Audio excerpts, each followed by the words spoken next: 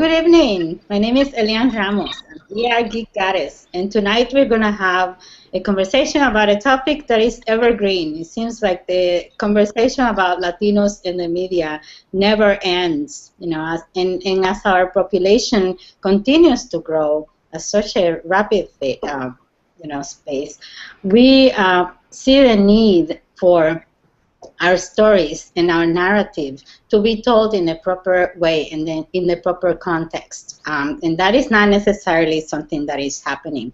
We see that there's a big discrepancy in terms of the realities that our community is going through and the way that things are portrayed out there in the mainstream media. And so to discuss this topic, I have three people who are really veterans in the media, and I know that we're going to learn so much from everything that they have to discuss. First up, we have Felix Sanchez, who is the chairman and co-founder of the National Hispanic Foundation for the Arts. How are you, Felix? Good, Elena. Nice Thank you so much for being here. Next, we have Michele Salcedo, who is a desk editor at the Associated Press. And Michele, thank you so much for taking the time to be here. I know that it's been a crazy day for you, but you still made it, and I appreciate it very much. Thank you for inviting me, Elian. It's great to be here. And next, we have Sabrina Vourvoulias, who is the managing editor at Al Dia News. She's like an icon of newspapers and the media for the Latino community. So I appreciate so much that you are here to talk about this topic. Obviously, you have a lot to say about this, and I want to start by let's frame it. In terms of the way, there is a big difference in terms of how Latinos are depicted in the media in the different languages. There's a way that Latinos are depicted in Spanish media. There's a way that Latinos are depicted in the mainstream media. So I want us to start by talking about the issue in those terms first. Who wants to tell me what they think first about this? Well, I'll go first. I actually think that there's a common thread between the depictions in mainstream media and Latino media, and one of them is that there's a level of disrespect in the way we're depicted. I mean, I think, I fault Univision's depiction of us and the way we're portrayed on Univision every bit as much as I call out the depictions in mainstream media, the lack of us in front of the camera. Mm-hmm. Anybody else wants to add anything to that? I think Sabrina makes a very good point. It is that we are almost invisible, especially in mainstream media, except when it comes to certain issues. And on those issues, we're very much siloed. And those issues are immigration, crime, not so much business, not so much education, which is a very important issue for Latinos. I think that's changing very slowly, but on those other issues, the issues are never put forward in a positive light. And I know there are a lot of advocates who say, "Oh, we should really have good news," and I'm not a particular advocate of quote unquote good news, of covering the fiestas and the celebrations, because that pigeonholes us as well. I think that we need to do much more mainstreaming of sources, and there needs to be much more effort to get out into the community, build sources with business people, build sources with community leaders, and to just touch base with them in order to have a more complete report. I agree. Felix? We just issued a report about a week ago. In fact, it was called the Latino Media Gap, and we looked at television and news. And of course, we all know what the conclusion is without reading it, is that we're underrepresented. Now, what are some of the issues that we constantly face? Well, the networks have set up all kinds of diversity programs, but they have really not yielded the kind of results that we needed to have. And then Hollywood still can only imagine Latinos in a certain way. So, for example, we get a show called Devious Maids that is a show that tries to sexualize housekeepers. First of all, who calls a housekeeper a maid today? Be an insulting title. And then all of the hardworking women in our community who do this job to put food on the table for their kids and their families. To then portray them in stiletto heels and push-up bras and perfect hair and makeup, this is really insulting to our community. And on the other hand, we have another show that just began on Fox called Gang Related, in which, yes, they are, there's a ton of Latinos that they have cast on the show, but it is, again, the horrific stereotypes from our community. And this is what we get. And people say, well, you should be happy for that kind of programming. But that programming is just as insulting as Spanish language programming that over-sexualizes women, the misogynistic content that we see, the machista, frame of reference for these shows. Mm-hmm. And so we're locked in this puzzle between Spanish language that imports programming that is out of sync with our American sensibilities, mm-hmm. and English language programming that still only depicts us as either criminals or policemen or or housekeepers. And we are nowhere the center of a conversation in which we are the lead. We're the mm-hmm. supporting actor on top of it, on these fronts. News isn't all that different. I mean, as Michele pointed out, yeah, people will come to us for immigration, but rarely as the experts. Mm-hmm. We will we in mainstream, we rarely have positions of authority, which is, of course, also part of entertainment media. We rarely have positions of authority.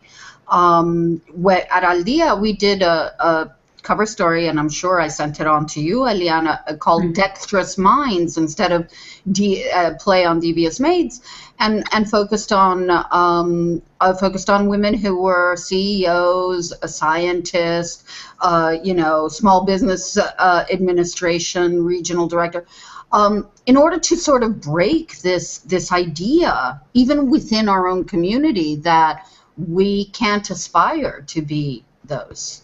Mm-hmm. And this is the biggest worry for me, because what happens is it's not just the fact that we're being depicted a certain way, but it's what it does to our psyche, right? As a community, it kind of imprints on us this idea that we can't be anything but those kind of roles that are depicted. What do you think about that? Well, I think if we don't see ourselves doing it.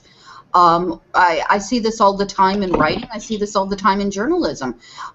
We do have broadcast journalism tends to be better. There are more Latinos in evidence in broadcast than there is in print. But if you don't see your name, if you don't see your face, if you don't see anybody who is like you, or who can speak, has the same references, or who can speak to your understanding of things, why would you ever consider going into that profession?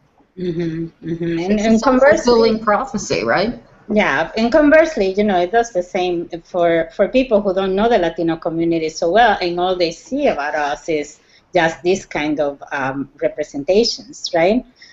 So now we know that the media are also corporations, and as such, they are bound to ratings. It's a reality kind of about the business. So is the problem the media itself, or is it the expectations that society has about what Latinos are? In other words, is the media just selling what people are buying about Latinos? I think it's a little bit of both. there are, with the corporatization of media, there are tremendous pressures to make sure that the profits are high enough, and this cuts across, and it doesn't really matter what it is, whether it's widgets or whether it's news or whether it's programming. So I think it tends to become a little bit of a self-fulfilling prophecy. And until there is more knowledge of the Latino community, either by producers or by editors, and vice versa, so that we understand how the larger how the mainstream works, and the mainstream understands who we are. I think we're going to continue to get these stereotypes. I did want to make a comment about Devious Maids, and what I find particularly fascinating about that show is that the executive producer and one of the driving forces behind it is Eva Longoria, who is certainly iconic in that she has been very successful in Hollywood. She is very successful in politics. She's been a driving force to try to empower Latinos, and I find it curious to hear the comments, and interesting to hear the comments about the show, which God knows is not perfect, and I'm not defending it, but I have to say it is kind of entertaining. Yeah, and I mean, entertainment is all part of it, right? As is, you know, the fact that I think that some of us have to get our foot in there, inside the machine, before we can bring other people into it. So I think that may have something to do with it. I haven't spoken to Eva Longoria about it. It would be great to hear her perspective about this, right? But let's talk about another aspect of the same thing. Part of this discussion is also the participation in the discussion, as some of you pointed out earlier. So why do you think so few Latinos are, you know, even like asked to participate in discussions, in particularly in mainstream discussions on Latino issues? It's usually, I mean, I am tired. Sometimes I even like turn off the shows when I see that they're talking about Latino issues and there's not a Latino in the panel that they picked, you know. So why do you think that happens? Is it lack of talent in our community? Is it laziness from the media? Who wants to go and talk about that? You know, I'll refer back to the study that we just released, and you know, some of the issues.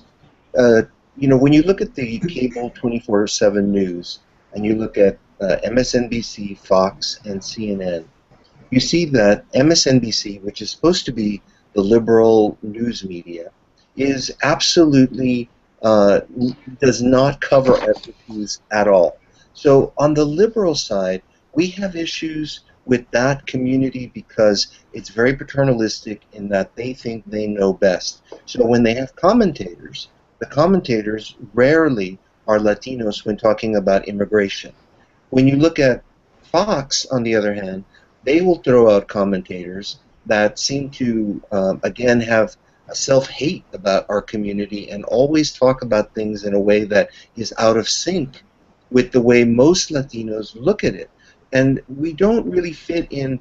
We're like 1 foot on social issues on the liberal side, and we're conservative values on the other side of the equation. And we are not just one thing. We're not liberal exclusively. We're not conservative exclusively.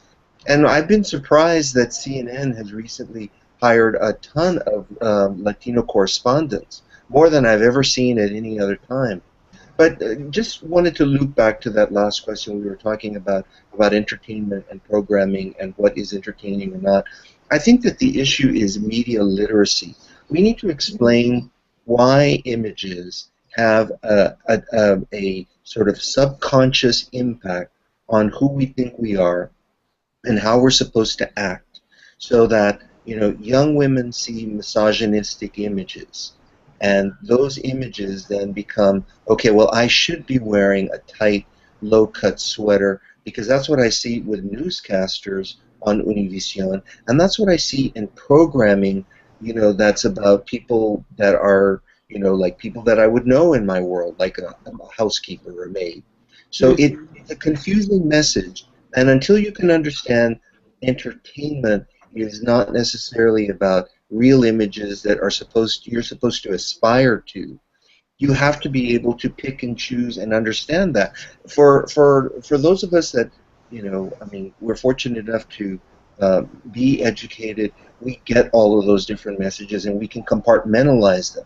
But if you are undereducated and you are under lower socioeconomic and you don't have role models in your life, television becomes the place that you find an image and you say, I want to be like Naya Rivera, or I want to be like Selena Gomez.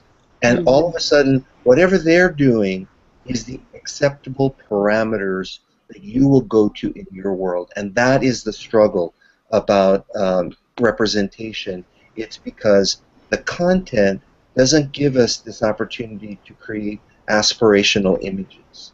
It's also very flat, right? I mean, it doesn't acknowledge the diversity within the Latino community. So it inevitably leaves people out. And it inevitably makes us seem all like we come from the same backgrounds. There's this flattening that's just really dreadful. It's true. I mean, we have a very difficult time in incorporating, for example, Afro-Latinos into content, into the way we're portrayed. We have a very distinct approach to what that image should look like, and many times, we know that on the Univision imported, they have imported product from Televisa.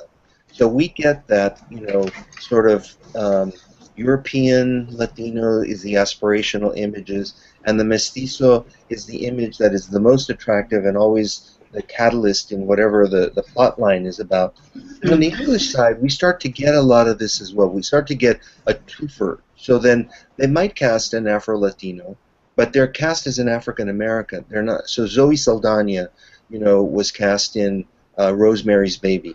And she wasn't cast as an Afro-Latina. She was cast as an African-American in that role. So then they say, oh, but we had an Afro-Latina. Okay, well, come on. And it's just a game that we start playing with people. And they think, okay, we can get these twofers because we need to have African-Americans in our cast. And if we can also count them as a Latino, even though they're not representing our culture or image or that narrative, then those become significant issues.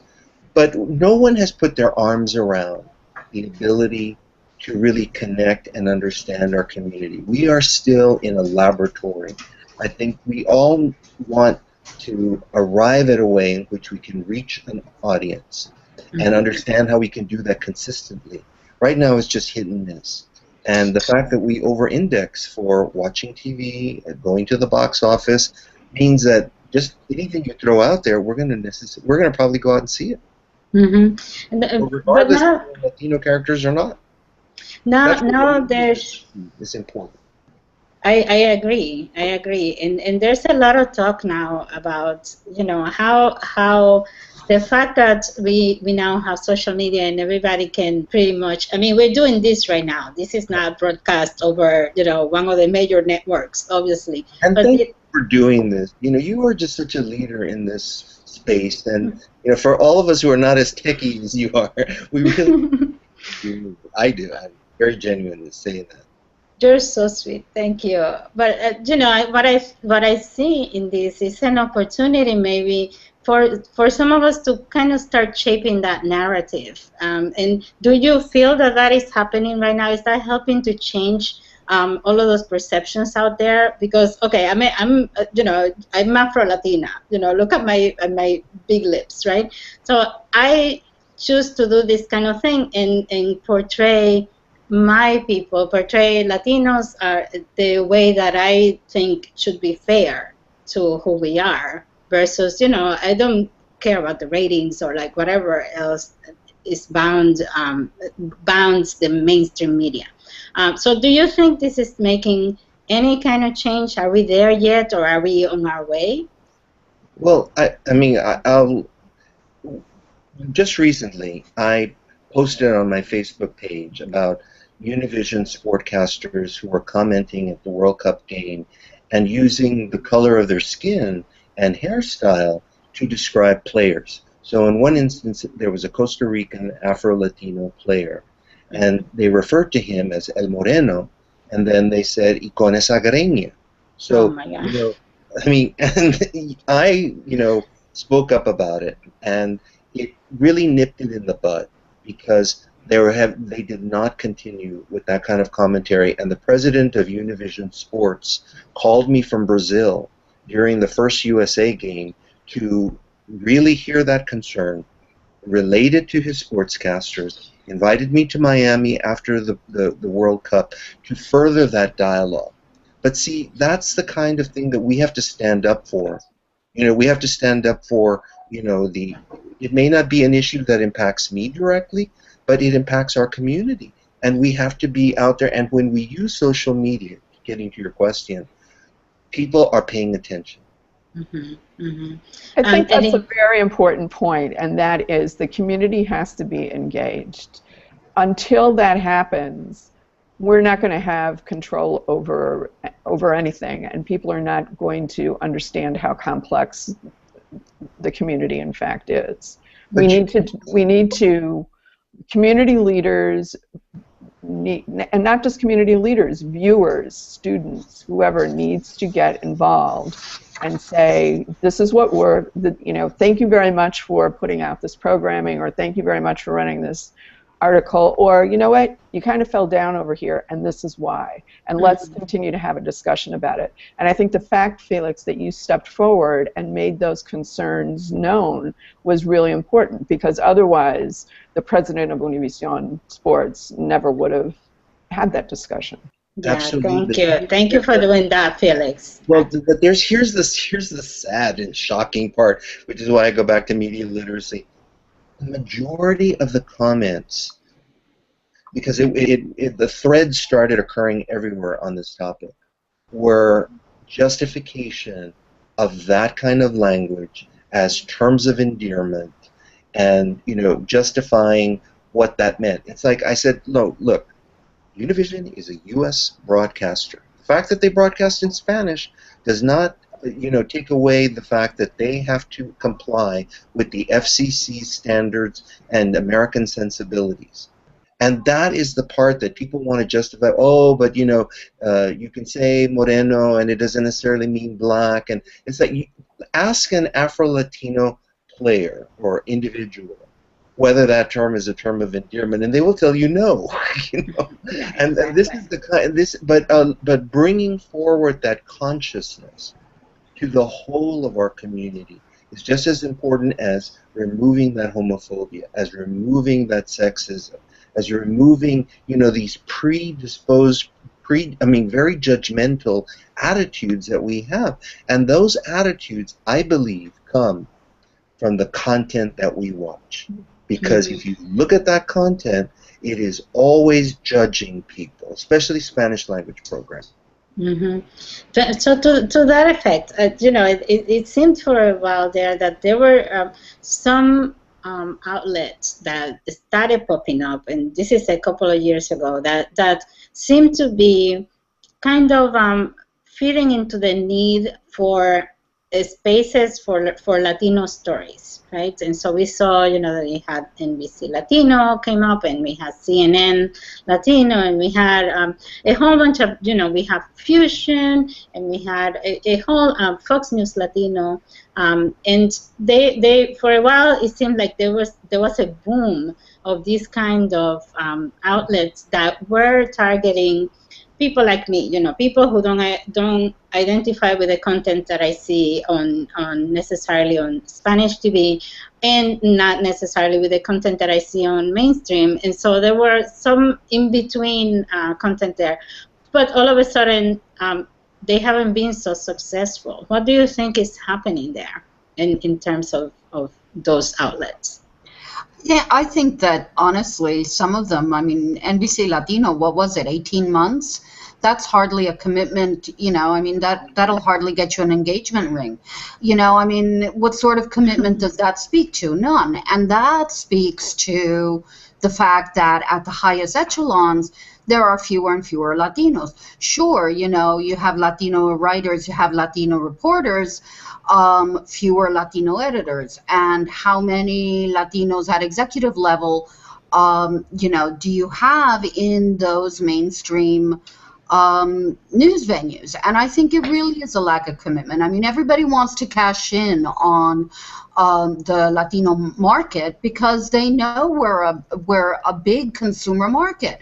But what sort of commitment are you going to make? Are you going to commit to real stories that aren't just retreads of mainstream or dumbed down? I mean, we've done, for me, the big shock is comparing what a mainstream venue and its Latino, cousin or child, the difference in the content. And it goes back to the very first thing I said. There's a level of disrespect for our intelligence. What are we sold mostly? We're sold, like, if you look at the difference between, it's very instructive, HuffPo Voices, which is in Spanish, and then the Latino voices from Huffington Post, and then the mainstream. There's a huge difference between the Spanish language content. It's all entertainment, sports, even the way it's pitched. I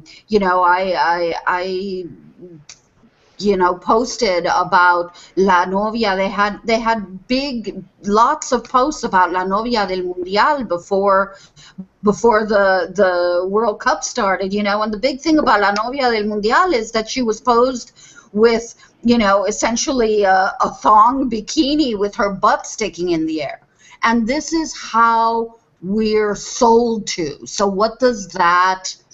why should we buy what is being sold to us at that disrespectful level? That's my take on it. Mm-hmm. Mm-hmm. Anybody else want to talk about that? Well, go ahead, Felix. No, you go, Michele. No, what I was going to say is I think that it's difficult. Sometimes I think it's difficult enough for us to figure out what is it to be Latino, to figure out our own identity, especially those who have been here for several generations. Maybe you speak Spanish, maybe you don't speak Spanish as well as you should, maybe you don't speak Spanish at all, maybe you identify with the food, maybe not so much, maybe your last name ends in a vowel. I mean, there is such a, maybe you've just arrived. There is such a, there's so much diversity within that nomenclature of Latino or the nomenclature of Hispano that we're still trying to figure it out. Never mind what the marketing people are trying to do, never mind what the politicians are trying to do, or the media or anyone else. And until, and you're right, and Sabrina raises a very good point in that the market is ginormous. I think it's well over $1 trillion. So who doesn't want to tap into that? Who doesn't want to tap into that buying power? I think that in some instances, for example, NBC Latino, and I have not done any reporting on this, so this is strictly my opinion, but I think a lot of times what happens is that people want to stick their toe in the water to see how can we reach this community? How can we cover the community? How can we serve the community? And yes, how can we make money from the community? There's no question about it, because this is, after all, a capitalistic society, and that's what corporations do. So I think sometimes it's just a question of, they're really pilot programs rather than having that commitment. And until they figure out how to make it successful, they're not going to make that commitment to any more than a year or 18 months. Mm-hmm. That's just I think that's just corporate reality. Mm-hmm. Well, some have. I mean, Fox News Latino has been around. They have. And they're still going strong. They figured it out. So when you see that, and then you see, the ones that come and go so quickly, you realize it is really, and not that, but believe me, it's you know, as somebody who works for an independent Latino media company, we want to make money too, but I think that journalism in any form has to have an aspect of commitment to your readership or your audience. Absolutely. And I don't see it when you bring out an outreach program and yank it within 18 months. You know, I think some of the problems that occur is that our community is still, you know, not as sophisticated as other communities. And so the level of in-depth information that we want is very limited. And so what we find is that we connect, many Latinos, English language speaking Latinos, connect to the mainstream through entertainment, principally. So they, if you ask them, you know, who is NCLR, LULAC, MALDEF, PERLDEF, and NALEO, they don't know what those acronyms mean. And they don't know who these leaders are. But if you ask them who is Salma Hayek, who's Jennifer Lopez, then they know the whole story. You know, we will grow and we will connect on in literature and in science and in, you know, politics more and more and more. But at this juncture in our history, we connect to the mainstream through pop culture. So if you're not talking about pop culture to this community, they're not paying attention. Even the immigration story, it has a limited shelf life. And people that are, if it doesn't really impact me, I'm not interested so much in that story. So much less are they going to talk about, you know, what's happening in Iraq, and, you know, unless it has a direct impact on me, do they really understand it? So we have this. I have to disagree, Felix. I really do, because I mean, we have been in existence at Al Dia for 20 years without a sports page and without, and our culture pages are books and art performances and writers and so forth. I think we do a disservice to our community in micro and in macro, thinking of ourselves as unsophisticated. The fare that we're given is or in Spanish. Underestimates us. Is the content in English or in Spanish? Our content is in Spanish, Okay. and on the web it's in English and Spanish, and you know, we essentially have been serving the same market that Univision serves. Frankly, they do it on the airwaves, we do it in print, and we have been giving them serving them a completely different plate of food. And we're not a corporation, we're a small independent media organization, and they love what we serve them, because they're so consistently underappreciated. I don't disagree that there's a segment that takes their information as you deliver it. But there is, you know, when you talk to people, like in terms of, you know, we don't have ratings per se of our news programming, but you have now, you can see the hits that people get. And if you talk about things that are serious and important and impactful, people don't have a way to engage or connect on it. They may be getting some information from it, but they are more ready to engage over the pop culture issue, over the film that just got released, over the TV show that they just watched, over, you know, I mean, that is where the engagement, you know, comes in bulk. And so getting that engagement to flip to politics, to flip to economics, to flip to financial literacy, that's the test. And we don't really have a good way of connecting to our community to get them to break down these stories, break down this information, so that they can actually learn and use it in their daily lives. And that's the problem, is that, you know, television and film has largely become a way of, you know, a soma tablet. You know, I mean, it's a way of just, passing away whatever little free time I have. This is the way I'm going to pass it. I But think I also it's wonder a sense of community. I mean, I think that's the part that people underestimate, is that you feel like you're part of a community if you're talking about something shared, like your love of Selena Gomez's music, or or a movie you saw. And I think that that's what's missing, right? That's what everybody craves, is the sense of community. We see it in social media. We see it. It's not the topic so much, because I mean we had a political panel before the elections in Philadelphia. We sponsored it. That place was full of people. That place was full of people wanting to hear about politics. So it's not that, it's that somehow the distance that we have from each other is bridged by entertainment or shared sports in a way that maybe it isn't by immigration stories. But again, if we saw ourselves in those speaking to us in those immigration stories, we would begin to feel that sense of community with those stories. And I'm sorry, I feel we're underestimating us. We're underestimating us. It might be. I mean, probably no. I think it's a matter of both things. It can be also, segments. That there's not, as we talked about it before, we're not, a homogeneous group of people. So it may be that certain segments prefer certain things. There is definitely a need to talk about our issues in depth, and hence, my wanting to do this kind of conversations to begin with.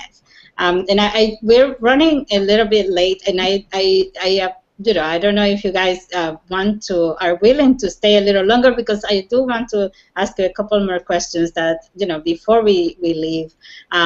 For example, I want to know, how do you feel this is impacting the work that you do in your different publications and entities? You come from three different, completely different media entities. Here, Felix is not even a media entity, but you are a foundation that focuses on media and arts. So I want to know how all of these changes and the whole impact is changing the way that you do what you do in their different organizations. And who wants to go first? You understand the question? I want to know, for example, in Michele's case, I want to know how the Associated Press, for example, is working to become a more inclusive publication or a more inclusive media entity. Are you starting to become aware of all of the changes that are going on, even the changes online, for example? And that goes for everybody. I know in terms of Felix's organization, for example, how is that shaping the kind of research that you're doing, or the kind of initiatives that you start up? And so that's the kind of answers that I'm looking for. Well, I think we are aware of the changes. We certainly, in the almost 6 years that I've been there, I see that we're doing more demographic stories, more census stories. We're broadening them out. We're trying to bring voices in when possible. It's not just about the numbers, but it's also, what do the numbers mean? What do they mean to the communities? And what do they mean to the larger society? But the Associated Press is a ginormous organization. We have 4,000 people all over the world, and there's a tremendous amount of coordination for coverage that needs to be done, certainly on the national level. And it's sort of like, it's difficult to describe. We're aware of it. We're aware of those changes. We're aware that we need to pay attention to those demographic changes, but I'm not sure that there is a consensus as to how that needs to be addressed, so that it translates into coverage. And certainly, because there are different levels of coverage, there's the national coverage that most a lot of which comes out of Washington, and then there is the state and more local coverage, which comes out of the local bureaus. There's a vast difference between those two, and I think some of the strongest reporting that we've had on the Latino community has come out of more local, more out of the local bureaus and from the local reporters than there has been out of national. I think that evidence of there are a couple of things that are going on that are evidence of AP's acknowledgement of these changes. One is the change from the prohibition on the use of the word illegal as a noun, and the change in that policy, which drew a lot of comment internally, but was certainly necessary and came after a tremendous amount of discussion and a tremendous amount of input from various and sundry people. This was not a unilateral decision that was made. There is a national race and demographics editor, which is covering many communities, and so I think you're going to see. I think you're going to see more coverage on a national level coming from her and her team. So those are just two examples of how this is changing. And then also our Spanish language service has beefed up. It's out of Mexico City. I think there's always some tension out of Latin America and the Caribbean versus the community in the United States, but again, that's all part and parcel of, figuring out how that needs to be resolved. But eventually, I think we'll get there. Mm-hmm. Anybody else? Well, we're in a different situation, sort of the absolutely converse. We started from a community, and we are getting bigger, and our coverage is like our community, no longer just in El Barrio. Now there are very many barrios, and we're in Central City, and we're covering we're addressing national issues and so forth. And the way that we've done it, I mean, there have been sort of three things that have been really significant from the get-go. Al Dia was established by a working journalist, and he has and he's the publisher, and he has a commitment to bringing young talent up through and training young journalists and content producers and giving them the opportunities that have been hard to get in mainstream newsroom. Secondly, we are a multilingual, multicultural newsroom, and as such, and a U.S.-based newsroom. And as Michele points out, we do Spanish language stuff, and for example, there's Efe style book that's Spanish from Spain conventions. There's the AP style book and other style books that come from the Latin American conventions. We're developing what we think is a netamente U.S. Latino voice, and our news, and that voice comes from our newsroom, from our multiculturalism, from our multilingualism on a daily basis. And the other thing is that we feel that our audience is much younger than the norm in newsrooms or news organizations. Our audience is, the biggest chunk of audience is between 18 and 39 years old of our readership and our web audience. So July 14th, we're unveiling our new website, which is completely bilingual. Everything will be in English and in Spanish. All of it for the same content from a Latino point of view, created by Latinos, by a multicultural newsroom, essentially, but looking at Latinos and looking at the Latino experience within the United States. And for me, this is like a three-prong approach to where we put our money where our mouth is. You know, there aren't Latino journalists, we'll cultivate them. There aren't fully bilingual news websites that you just toggle a switch and you can read it in whichever language you prefer. We're going to do it. And so that's our response. Mm-hmm. And Felix? Well, I think, from my perspective, it's about media literacy.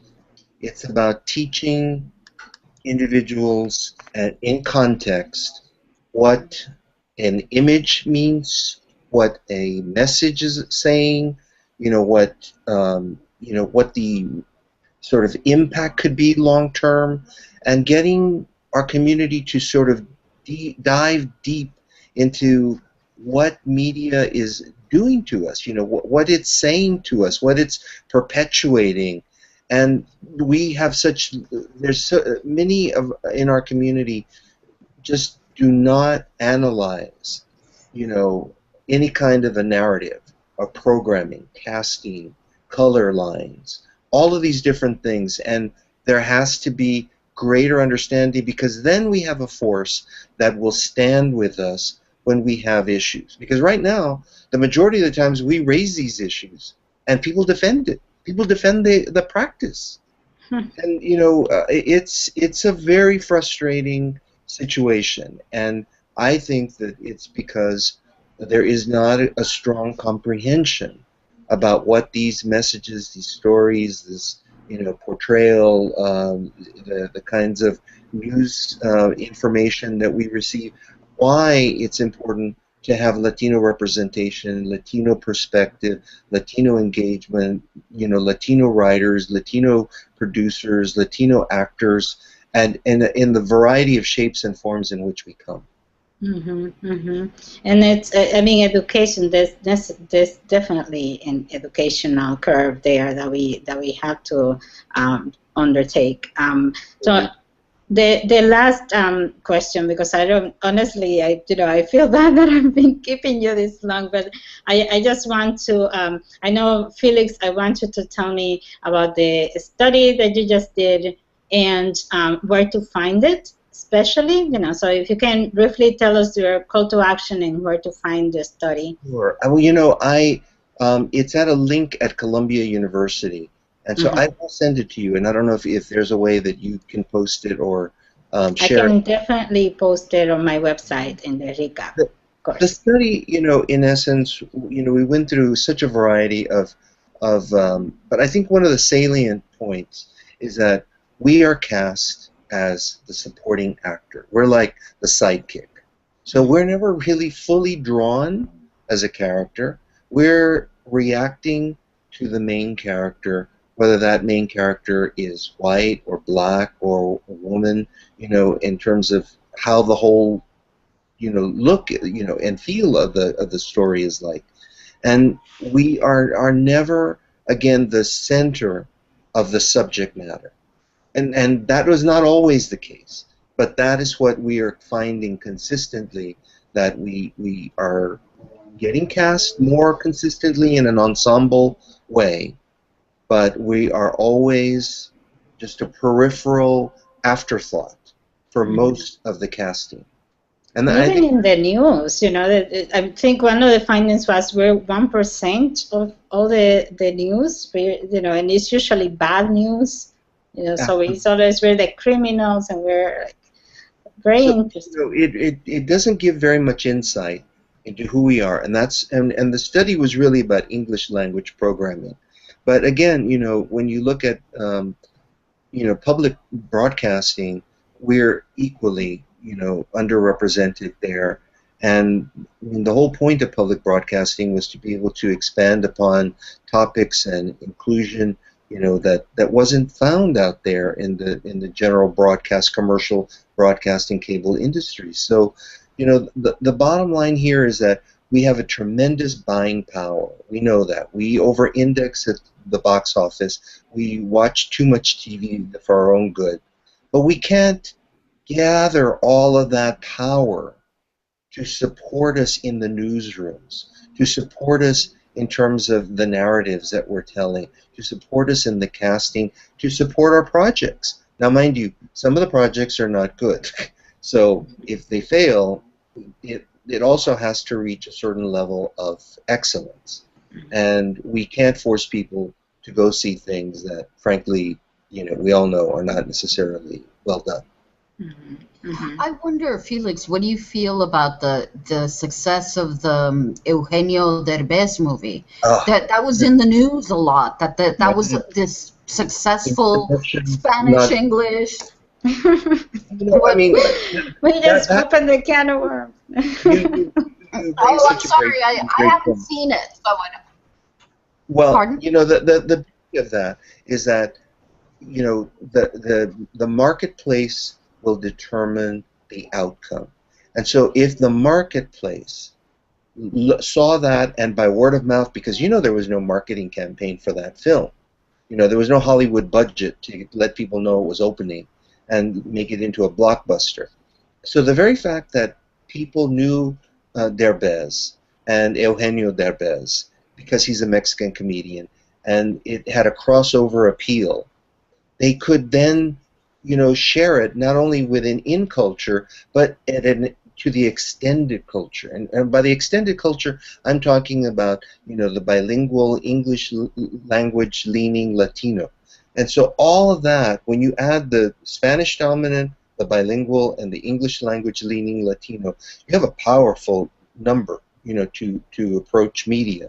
And that is the group that is giving Univision the killing ratings that they're getting over the World Cup, over ESPN.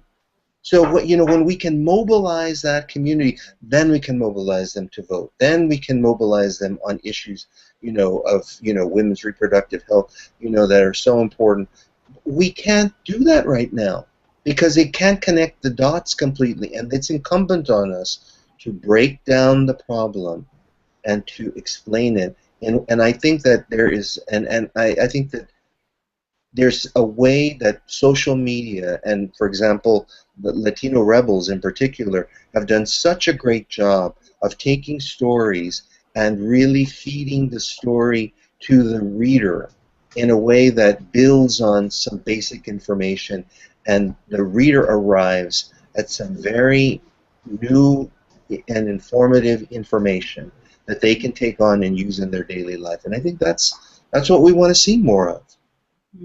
So with that, what is your call to action? How can we change all of these things? How can we make sure that we do a better job? Those of us who are in social media, but also those of us in the media, everyone. How can we do a better job at, or make sure that there is a better job being done in terms of representation for Latinos? What can we do?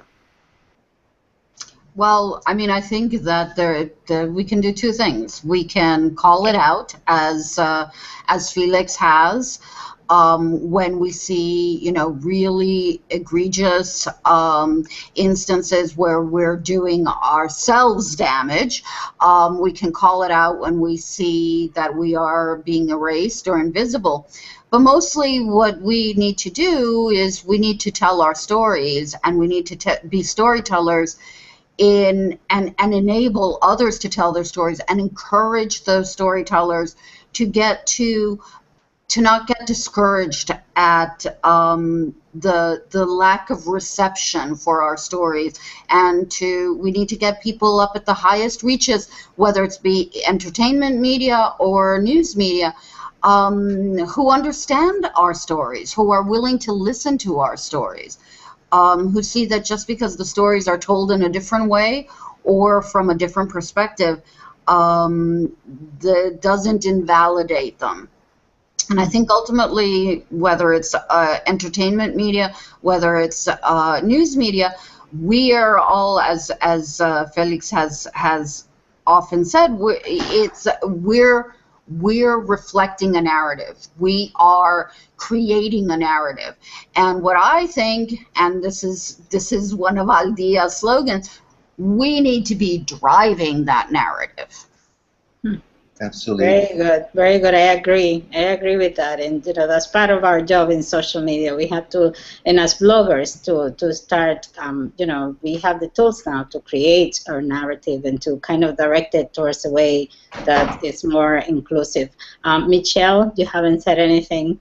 What do you think? No, what Sabrina said. I couldn't have said it better. It is important that we're storytellers, but it's also important for us to reach out beyond our own little groups and our own little silos, so that the Mexicanos learn about the Dominicanos, and the Dominicanos learn about the Salvadoreños, and we have a much larger cross-pollination than we have with it. We need to learn how to move out of our comfort zones, and we need to, I think, be a little bit more curious about who else is out there and what we share as part of what we share as part of the culture, and what's different in our cultures as well.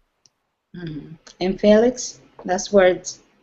Well, first of all, thank you for bringing us all together, and I've learned a lot. I think that, again, it's really a question of that passion that we all have for our community. And when we speak with that passion, people listen. And when we don't speak with conviction, people aren't really sure, whether they believe in it or don't believe in it. But I think that when we speak with real passion, real conviction, that our community recognizes that it's important, it must be important, and they will listen to it. And again, we're building, it's not just the external, it's the internal community that we have to rally and move forward. And that's always been my focus, is we've got to have an exterior strategy, but the interior strategy is so important, because without them, we're not a coalition of interests. I agree. And with that, I'm going to leave everybody with that thought. We all play a huge part in making sure that our representation is just and that it's fair, and that we are portrayed in a way that that honors our community and doesn't just frame it in a way that is going to be demeaning, or that is going to cause other people to treat us in a disrespectful way. And so I want to make sure that everybody follows these amazing people. Sabrina kind of dropped off, I think. But Felix Sanchez at the Hispanic Foundation for the Arts. Thank you so much, Felix, for being here. And for all you do. I mean, just the standing up for the community, all of the research that you do, and for being such a huge advocate for Latino representation that is fair. And I want to thank you and for your time tonight. Thank you. I want to thank Michele Salcedo for taking the time. I know you were rushing all over town to be here, Michele. Thank you so much for your insights and for letting us know that side of the media, from a huge conglomerate like is the Associated Press. I want to thank Sabrina, because her publication is amazing, and they've been able to really rally the community about things that truly matter. And so all of you do an amazing job in the community. I want to also thank everyone who was participating. I don't know if you've been watching the comments on the comment segment, but it's a lot of different comments, a lot of different questions posed. You answer most of these questions, I believe. Whatever they weren't able to answer, I'm going to post on my blog at iyagicares.com, so you can look it up there, or you'll be able to see this broadcast again on my YouTube channel, which is youtube.com/user/Elian Ramos. So thank you very much, everybody, for watching. Thank you again to my friends for being here tonight, and I see you next week. Thank you, Elian. Thank you, Felix. Thank you, Michele.